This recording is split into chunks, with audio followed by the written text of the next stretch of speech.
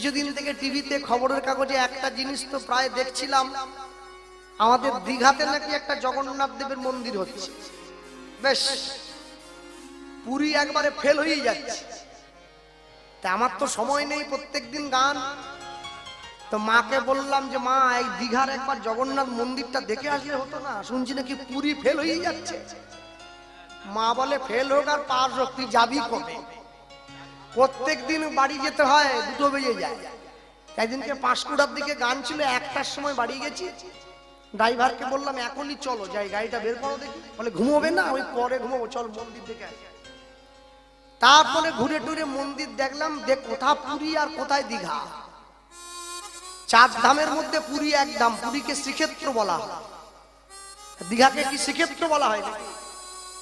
এখন আবার দেখতেছি জগন্নাথ তো ভেসে চলে এলো সমুদ্রে, একটা হাত আবার নেই, মানে এমনিতে ঠুটো ছিল, তার উপরে আরো নেই, মানে একটা আছে ভালো, একটা নেই।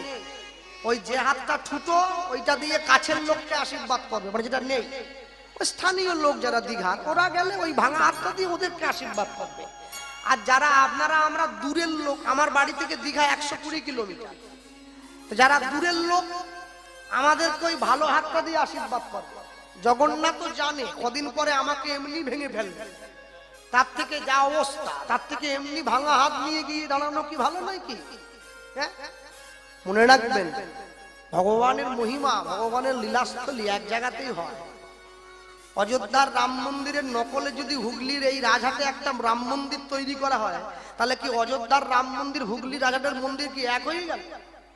কোনোদিন এক না, কোনোদিন এক না। আপনারা বলতেই পারেন বাবা ভগবান তো সব জায়গাতেই আছে, নিশ্চয়ই আছে, থাকবে না মানে থাকতেই হবে। যে বাড়িতে হরিনাম হচ্ছে তাদের বাড়ি ঠাকুর ঘরেও তো মহাপ্রভুর ছবি আছে, মহাপ্রভু এখানেও আছে। কিন্তু আপনি আমাকে বলুন, নবদ্বীপে শিবাসঙ্গনে মহাপ্রভু আর এই ঘরে মহাপ্রভু, আমার ঘরে মহাপ্রভু, দুটো কি এক হলো? দুটো এক না। হ্যাঁ, কেন? সব সময়ের জন্য মনে রাখতে হয়, যে মেয়েটা একটা ছেলেকে বিয়ে করেছে তো স্বামী, ও তো স্বামী বলে ডাকে, সম্মান দেয় তো। তাহলে ওর বোন যাকে বিয়ে করেছে সে তো আলাদা স্বামী, তাহলে বোনের বোন যাকে, দিদি যাকে বিয়ে করেছে তার কাছে নিজের স্বামীর সম্মান আর বোনের কাছে জামাইবাবুর সম্মান কি এক না? কোনোদিন এক হয় না। ধামের সম্মান আলাদা, একে ধাম বলা হয়, শ্রীক্ষেত্র পুরী ধাম। প্রত্যেক দিন 10,000 লোকের রান্না হয়, একটা বাসন একবার ব্যবহার হয়ে গেলে দ্বিতীয়বার ব্যবহার হয় না। কুয়ো থেকে জল তোলা হয়, যে রান্নাটা হয় এই রান্নাটা কোনো মানুষের প্রসাদ সকলকে হয়ে যায়, বেশিও হয় না কমও পড়ে না। জগন্নাথের সবজি রান্না হয়, বাজার থেকে কোনো কিছু কেনা হয় না, সব ফসল ফলানো হয়, জিরে পর্যন্ত ধনে পর্যন্ত মাঠে ফসল ফলিয়ে শিলে বেটে রান্না হয়। তা আপনি সেই জায়গার সঙ্গে যদি এ জায়গাকে মিলিয়ে দেন, হ্যাঁ, ডাক্তার বাবুর কাছে রুগী গিয়ে বলতেছে ডাক্তার বাবু আমার শুধু আম পড়তিছে, ডাক্তার বলে আম যখন পড়তিছে দুটো কাজ কর, হয় আম সত্য কর যদি বেশি আম হয়, আর না হলে চাটনি করে খা, গরম পড়েছে তো। বলে আমি ওই আমের কথা বলিনি, আমি আমাশার আম কথা বলো। ও আচ্ছা, আমাশা। ডাক্তার বলে আমি ভাবছি ফজলি আম, তোর গাছ থেকে পড়তেছে। বলে না, সে আম না। হ্যাঁ, আমাশার আম ফজলি আম এক করে দিলে হবে? তাহলে আপনি ধামের সঙ্গে একটা বানিয়ে ফেলবেন চট করে, দুটোকে এক করে দিলে চলে না। বৈষ্ণব মহাজন বলছেন এত কষ্ট করতে হবে কেন? সোজা করে দিলাম। কি সোজা করবেন? গাও পুনো পুনো শ্রী গৌরাঙ্গের গুণ উলুধ্বনি, গৌরাঙ্গের গুণ গাও, গুণ গাও, গুণ গাও।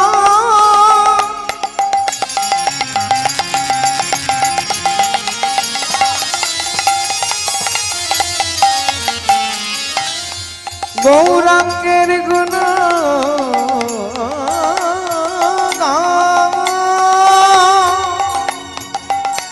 গৌরাঙ্গের গুণ গাও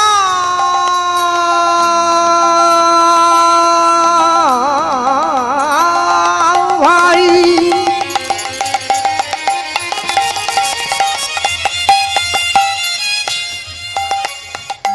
গৌরাঙ্গের গুণ গাও, গুণ পুনো গাও পুনো পুনো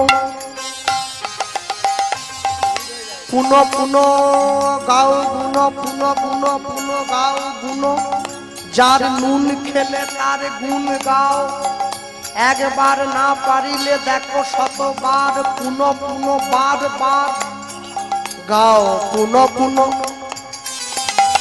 শ্রী গৌরাঙ্গের গুণ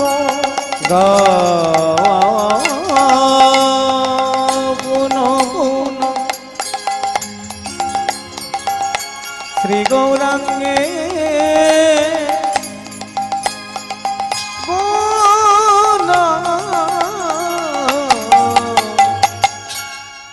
জয় নিতাই। আপনাকে বলছি বলুন, সকাল থেকে সন্ধে পর্যন্ত 2 নম্বরই করবো, চিটিংবাজি করবো, লোক ঠকাবো, সন্ধেবেলা বসে গৌরাঙ্গের নাম বলে নেবো, হবে তো? কি করে হবে? আইনে ফাঁক থাকবে না। সরল করি যা এই মনে হিংসা নিয়ে নয়, প্যাঁচ নিয়ে নয়, পরের ক্ষতি চেয়ে নয়, সরল করি যা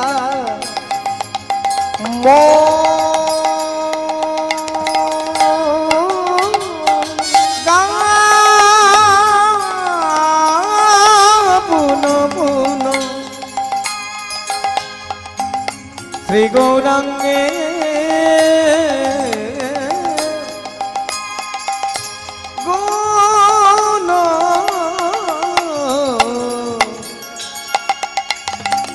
সরল করিয়া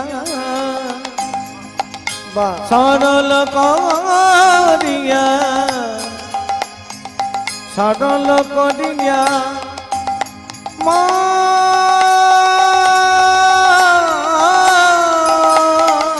অগয়তীন ভুবনে আমি এমন দয়াল না দেখয় একজন এ তিন ভুবনে এমন দয়া না দেখো আমি এতিন ভুবনে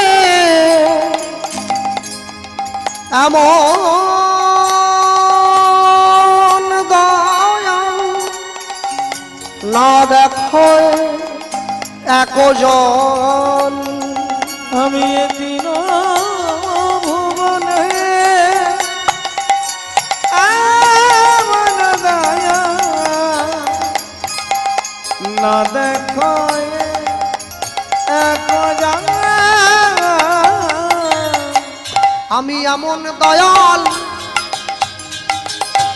আর দেখি নাই আমি এমন দয়া আর দেখি না আমি এমন দয়াল আর দেখি নাই আমি এমন দয়া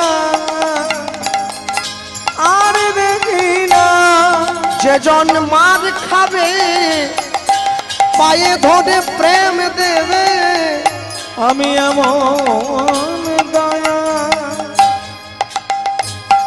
আর দেখি না যেজন জগাই মাধয়ের মতো মাতালকে হরি নাম বিলায় আমার দয়াল আর দেখি না যেজন মলয় চাঁদ কাজীর মতো মুসলমানকে কৃষ্ণ নাম বিলায় আমার দয়াল আর দেখি না যেজন চপল গোপালকে উদ্ধার করিল আমি আমার দয়াল আর দেখি না যেজন হরি নামে হরিকে নামাইয়ে আনলো আমি আমার দয়াল আর দেখি না জীবের হাতে ধরিল পায়ে পড়িল নিতাই গৌর হরি বল। দেখি না হাতে ধরিল পায়ে পড়িল আমার দয়াল আর দেখি না এমন দয়া আর দেখি নাই এ তিন ভুবনে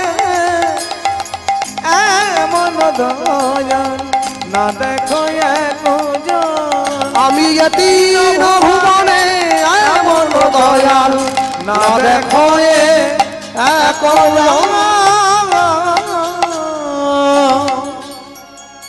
যে ভগবানকে ভালোবাসে ভগবান তাকেও নাম দিয়েছে, যে ভগবানকে ভালোবাসে না ভগবান তাকেও নাম দিবে। তাহলে যে ভগবানকে ভালোবাসে সে ভগবানের নাম ভক্তি শ্রদ্ধা সহকারে গ্রহণ করল, আর যে ভগবানকে ভালোবাসে না সে ভগবানের নাম কিন্তু ভক্তি শ্রদ্ধা সহকারে গ্রহণ করল না। মোট কথা, যার পেটে খিদে ছিল সে 10 কিলোমিটার দূর থেকে সাইকেল চালিয়ে হরিনাম শুনতে এলো, আর যার পেটে খিদে নেই সে বাড়ির পাশে শুয়ে রইল। হরিনাম শুরু হলো, বাড়ির জানলা দরজা বন্ধ করে দিয়ে টিভিতে জোরে হিন্দি গান চালিয়ে দিল। আজকে বলতে পারেন যে বাড়িতে হরিনাম হচ্ছে, যে বাড়ির মানুষ আপনাদেরকে আমন্ত্রণ করেছেন, শুধু আমন্ত্রণ নয় নিমন্ত্রণও করেছেন। কেন আমন্ত্রণ মানে তো পেট ভর্তি নয়, আমন্ত্রণ মানে প্যাকেট, আর নিমন্ত্রণ মানে প্যাকেট আবার পেট ভর্তি। কাল থেকে ভোর থেকে নাম শুরু, পরশু দিনে বড় মহোৎসব, ওখানে তো অনেক ভক্তের ব্যাপার। তাহলে যে বাড়ির লোক হরিনাম দিচ্ছে, যে বাড়ির লোক এই হরিনাম যজ্ঞে ব্রতী হয়েছে, তারা তো নিজের মঙ্গলের জন্য করছে। বাড়িতে সাধুগুরু বৈষ্ণবকে নিমন্ত্রণ দিয়েছে। মনে রাখবেন, এই বাড়ির লোক হরিনামের কৃপা তখনই পাবে যখন তারা দুটো জিনিসকে বর্জন করবে। কি জিনিস?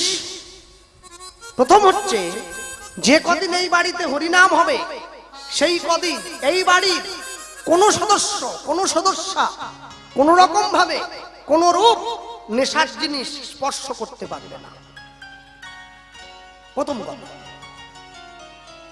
2, হরিনাম হয়ে যাওয়ার পর শেষ দিন নগর কীর্তন হলো, পাড়ায় ঘুরলো, কম করে 5টা ঘর তো ঘুরতেই হবে, গ্রাম ঘুরলে ভালো হয়।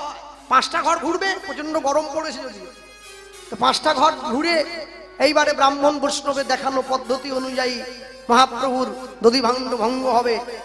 তাহলে এই যে 5টা ঘর ঘুরে যে মহাপ্রভুকে হরিনামের বিশ্রাম দেবে, এই হরিনাম বিশ্রামের পর কম করে 3 দিন বাড়ির সকলকে নিরামিষ থাকতে হবে, তবে হরিনামের কৃপা হবে। আপনার বাড়িতে হরিনাম হচ্ছে, গত পরশুদিন মহাপ্রভু শিবাসঙ্গনে চলে গেল, আপনি নদী ভাণ্ড ভেঙে দিলেন, এইবারে ভেঙে দিয়ে তারপর সন্ধ্যেবেলা পোল্ট্রি মুরগি করে খেলেন। এত সহজ নেই, এত সহজ। হরিনাম এতই খাবলা খাবলা, গায়ে নাই ছাল পাকলো, রামায়ণ গায়ে একলা একলা বললেই হলো না। হ্যাঁ, ভগবান আমার মাসির ছেলে নয় যে আমি যা বলবো তাই শুনবো। এক বাড়িতে 3 বোন যদি থাকে, অনেক সময় দেখেন না, বড় বোনের শাড়িটা চেয়ে নিয়ে ছোট বোন পরছে, ছোট বোনের শাড়িটা চেয়ে নিয়ে বড় বোন পরছে। বড় বোন ছোট বোনের শাড়ি চেয়ে নিয়ে পরতে পারে, কৃপা আশীর্বাদ একজনের থেকে চেয়ে নিয়ে অপরকে দেওয়া যায় না, ওটা যার যারটা সে তাকে বুঝে নিতে হয়। যারা প্রসাদ পাচ্ছেন আজকে রাত্রিতে এবং আগামীকাল আগামী পরশু প্রসাদ যারা পাবে, যদি রাত্রিতে প্রসাদ পান তাহলে দুপুরবেলা নিরামিষ খাবেন বাড়িতে, আর যদি দুপুরে প্রসাদ খান রাত্রিতে নিরামিষ খাবেন, তবে তো প্রসাদের কাজ পাবেন, নাহলে পাবেন কি করে? যারা হেমিওপ্যাথি ওষুধ দেয় ডাক্তারবাবু কি বলে, পেঁয়াজ খাবে না, তেঁতুল খাবে না, টক খাবে না, কেন? পেঁয়াজ খেলে কি হবে? বলে পেঁয়াজ খেলে ওষুধের গুণটা নষ্ট হয়ে যাবে। মনে রাখবেন, ভগবানের নাম, ভগবানের সেবা, ভগবানের প্রসাদ এ সব দিন সব সময় সবার ভাগ্যে হয় না। যার ভাগ্যে হয়েছে, যে গ্রহণ করতে পেরেছে, তার নিজেকে বড় ধন্য মনে করা উচিত।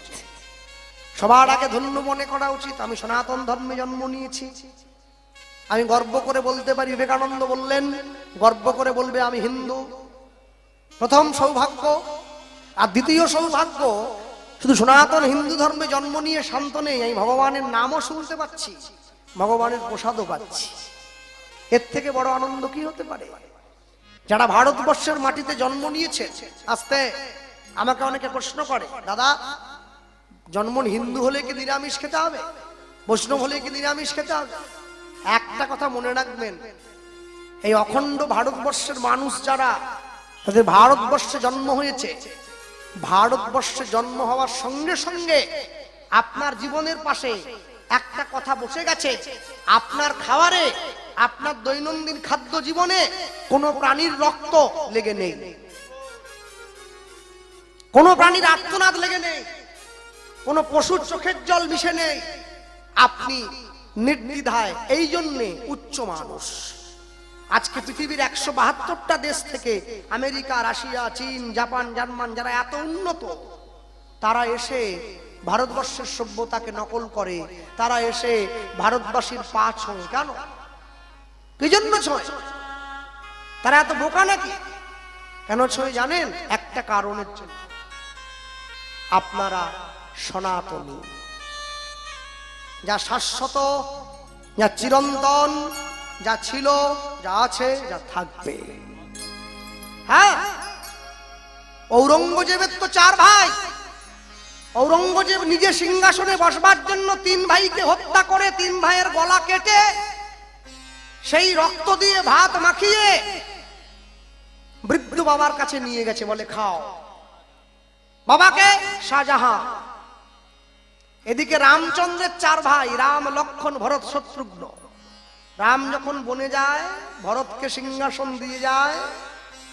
ভরত সিংহাসনে বসা তো দূর, রামচন্দ্রের পাদুকা মাথায় করে বয়ে এনে সিংহাসনে বসিয়ে পাশে রেখে রাজ্য শাসন করেছে 14 বছর। এটাই সনাতন ধর্ম। হরি বল, হরি বল। এটাই সনাতন ধর্ম। মনে রাখবেন, বিদেশিদেরকে নকল করতে করতে বড় অভ্যস্ত হয়ে পড়েছি আমরা।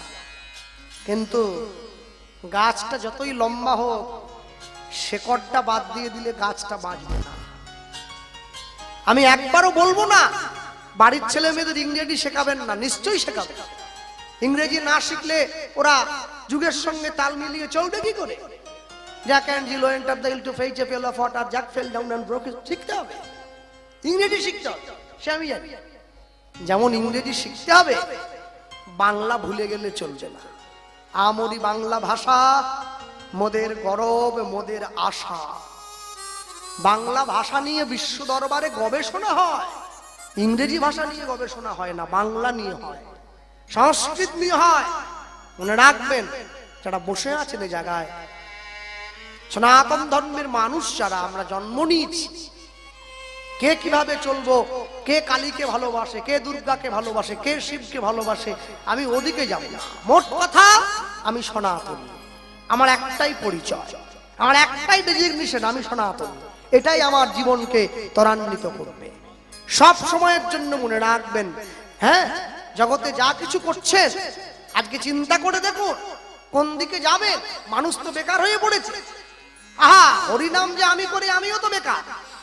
আহা, যারা শিক্ষাদিত মাস্টার, তাদের চাকরি চলে গেছে। আমি শুনতাম সরকারি চাকরি যায়নি, একবার যে পায় সে আর যেতে পারবি না। ও বাবারে, মাস্টার দিকে পেপার পেতে শুয়ে আছে রাস্তায়। শিক্ষা যদি রাস্তায় গড়াগড়ি যায়, আমি নিজেকে সরকার বলে দাবি করি কোন সাহসে? মূর্খ আসতে শিক্ষা যদি নাঙল চালায়, মূর্খ যদি করে সমাজের শাসন, অনিবার্য হবে ভাই এই সমাজের পতন। আজকে রাখতে কেউ পারবে না। মালিকের হাত থেকে যদি চায়ের কাপটা পড়ে ভেঙে যায়, মালিক বলে কোম্পানি ভালো না। কর্মচারীর হাত থেকে পড়ে ভাঙলে বলে সামনের মাসে বেতন থেকে 50 টাকা কাটা যাবে। তেলের শিশির ভাঙলো বলে খুকুর পরে রাগ করো, তোমরা যেসব বুড়ো খোকা ভারত ভেঙে ভাগ করো, তার বেলা বহু আগেই কবি লিখে গেছে। কাঠের পোকা চেয়ার নষ্ট করে, আর চেয়ারের পোকা দেশের সম্পত্তি নষ্ট করে দেয়। আমরা বড় আজব। আপনার বাড়ির রান্নাঘরের দরজা ভেঙে যে চোরটা একটা আটার রুটি একটু আলু ভাজা চুরি করেছে, আপনি তাকে গাছের সঙ্গে বেঁধে রেখেছেন, খুব মেরেছেন, পুলিশে দিচ্ছেন। সামান্য পেটের দায়ে একটা রুটি চুরি করলো যে, তাকে পুলিশে তুলে দিলেন।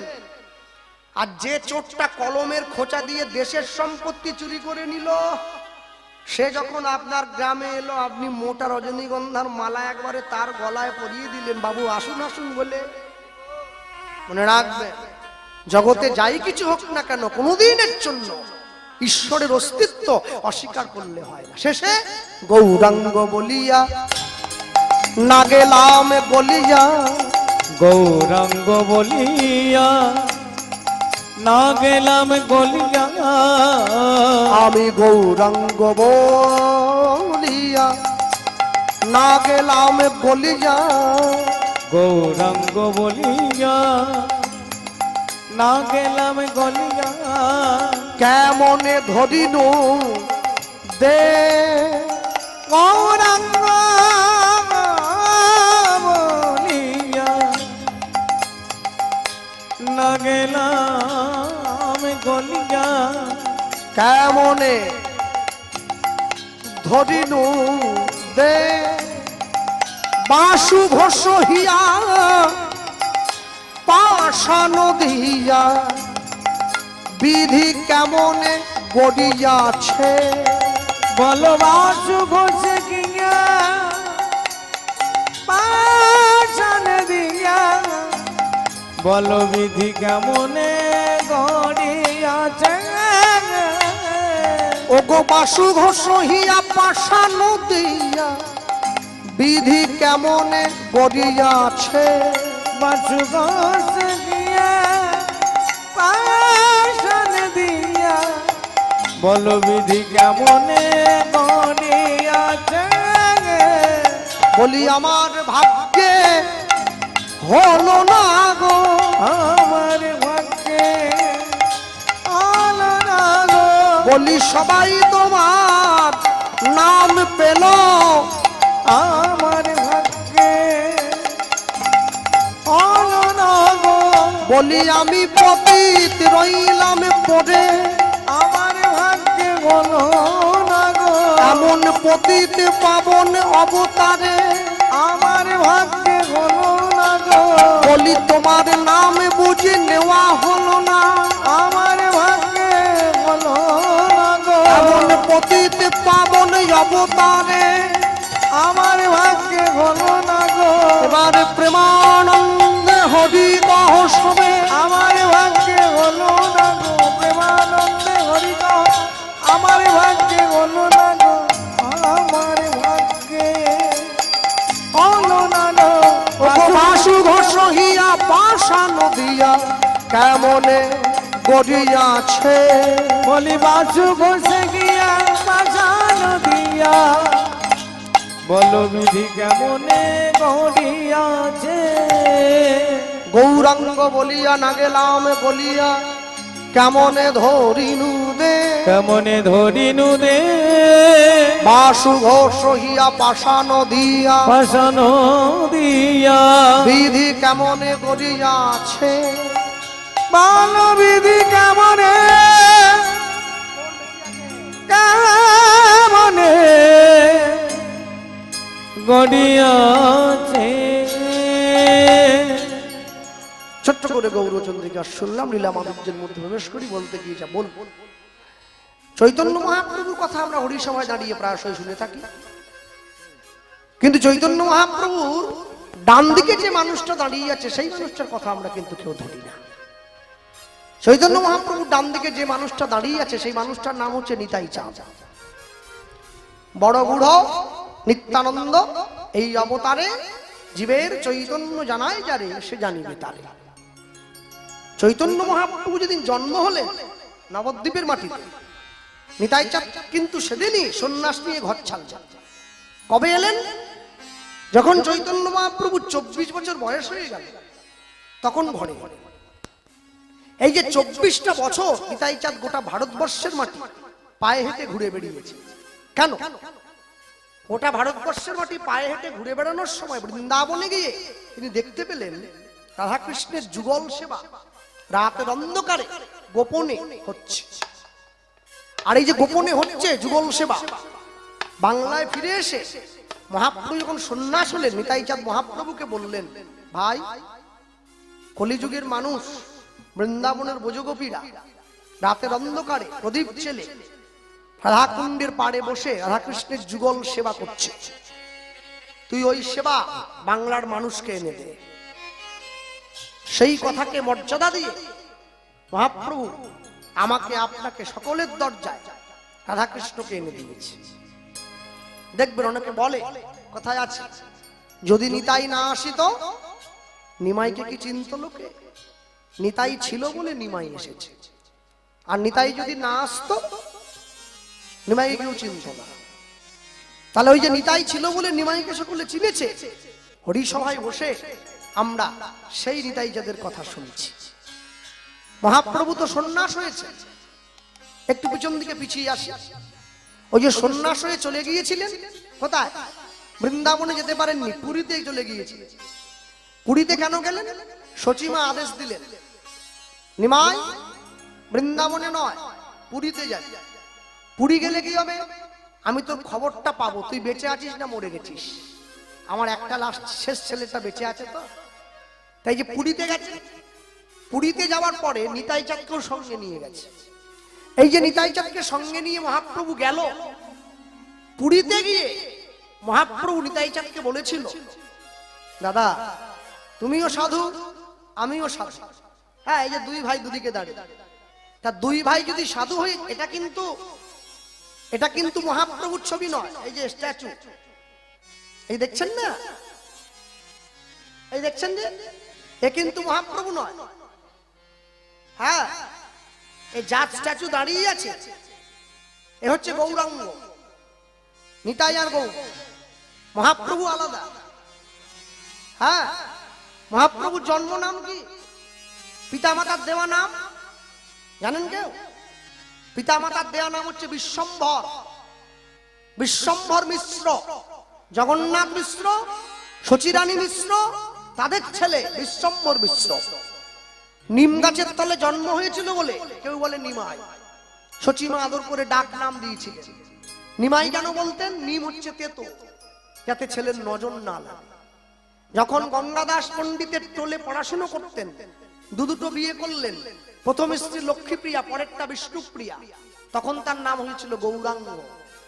যখন কাটোয়ায় কেশব ভারতীর কাছে গিয়ে সন্ন্যাস মন্ত্রে দীক্ষা নিয়েছেন, মাথা নাড়া হয়েছেন, ডোরকৌপিন বহির্বাস করলেন, তখন তার নাম হয়েছে শ্রীকৃষ্ণ চৈতন্য। আমরা অচৈতন্য, আর ইনি শ্রীচৈতন্য।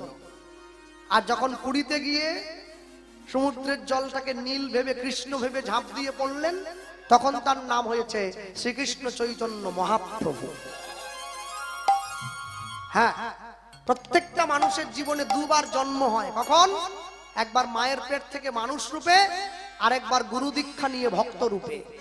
যতদিন জীবের গুরু দীক্ষা নাহি হয়, সেই জীবকে পশু বলে জানিবে নিশ্চয়, শাস্ত্রকার বলছেন। কোন ব্যক্তি যদি 60 বছর বয়সে গুরু দীক্ষা নেয়, তাহলে বুঝতে হবে তার জীবনের আগে 59 বছর তার জীবনে মৃত, ওর কোনো দাম নেই। যেদিন থেকে গুরু দীক্ষা নিয়েছে, ওই দিন থেকে তার জীবন নতুন করে শুরু হয়েছে আবার। তাই যাদেরকে দেখছেন এই দুদিকে, এই নিতাই আর গৌর, এই মহাপ্রভু।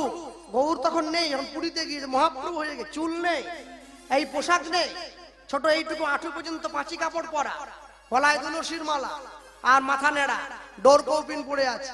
ওই নিয়ে গিয়ে দাঁড়িয়েছে, নিতাই চাঁদের হাত ধরেছে, দাদা তুমিও সাধু আমিও সাধু, বাংলার মানুষকে হরিনাম কে দেবে? নিতাই চাঁদ বলে, তুই কি আমাকে বলছিস? তুমি বাংলায় যাও।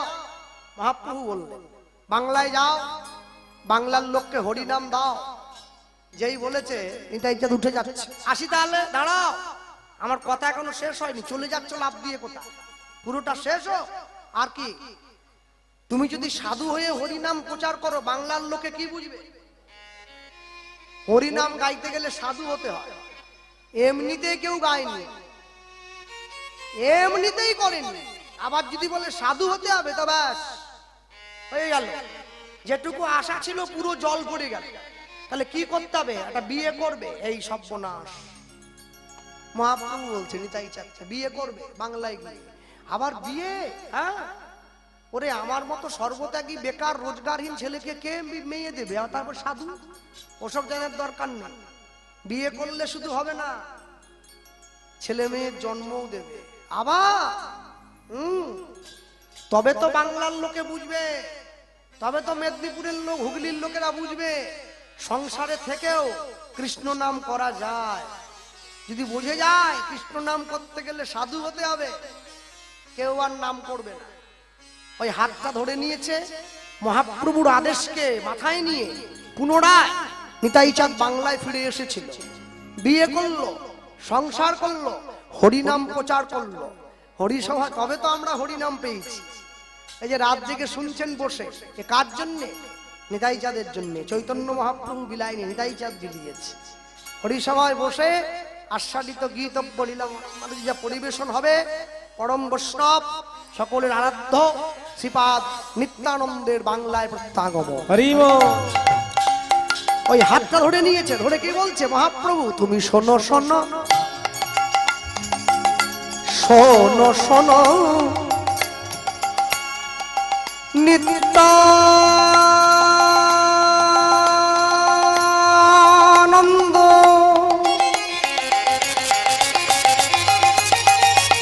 নিতাই গৌর হরি হরি বল হরি বল।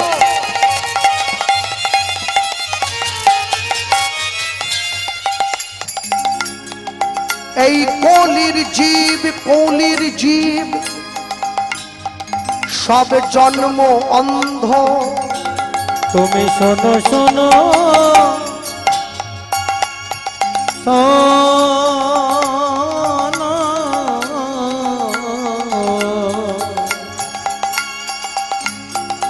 শোনো শোনো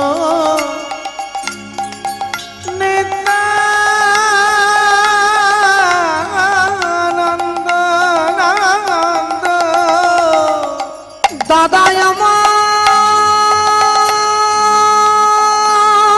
দাদা আমার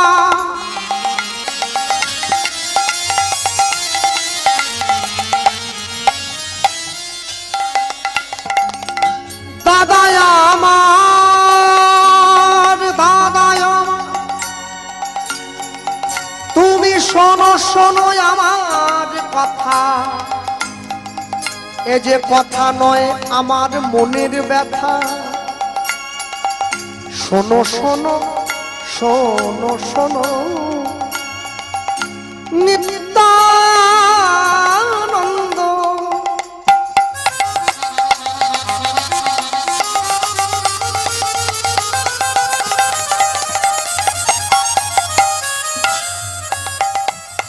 এই কলির জীব সব জন্ম অন্ধ। ওগো শোনো শোনো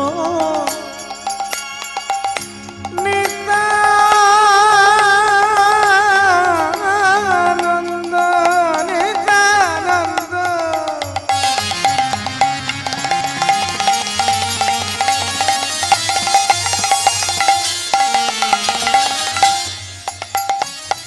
এই কলির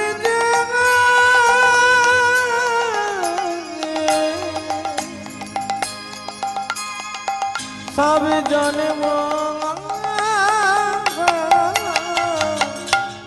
দাদা বলিলেও মুখে বলিলেও কেউ না লয় কৃষ্ণ নাম। মুখে বলিলে কেউ না লয় হরিনাম। দাদা মধুর হরিনাম কেউ নিল না। দাদা মধুর হরিনাম কেউ নিল না। সবাই বিষয় রসে মেতে রইল। দাদা মধুর কৃষ্ণ না কেউ নিল না। শুধুই আমার আমার করে মরল। কৃষ্ণ নাম কেউ নিল না। ও যে আমি কার সেটা ভুলে গেল। মধুর কৃষ্ণ নাম কেউ নিল না। তুমি প্রতি ঘরে ঘরে যাইবে। মধুর কৃষ্ণ নাম কেউ নিল না। জীবকে কৃষ্ণ কৃষ্ণ বলাইবে। মধুর কৃষ্ণ নাম কেউ নিল না। জীবের হাতে ধরিবে পায়ে পড়িবে। হাতে ধরিবে পায়ে পড়িবে। কৃষ্ণ নাম কেউ নিল না। কৃষ্ণ নাম কেউ নিল না। দাদা বলিল নালয় হরিনাম। দাদা বলিলেও নালয় হরিনাম। প্রতি ঘরে ঘরে গিয়া করো এই ভিক্ষা। করো এই ভিক্ষা। বলো কৃষ্ণ গাও কৃষ্ণ করো কৃষ্ণ শিক্ষা। তোমরা করো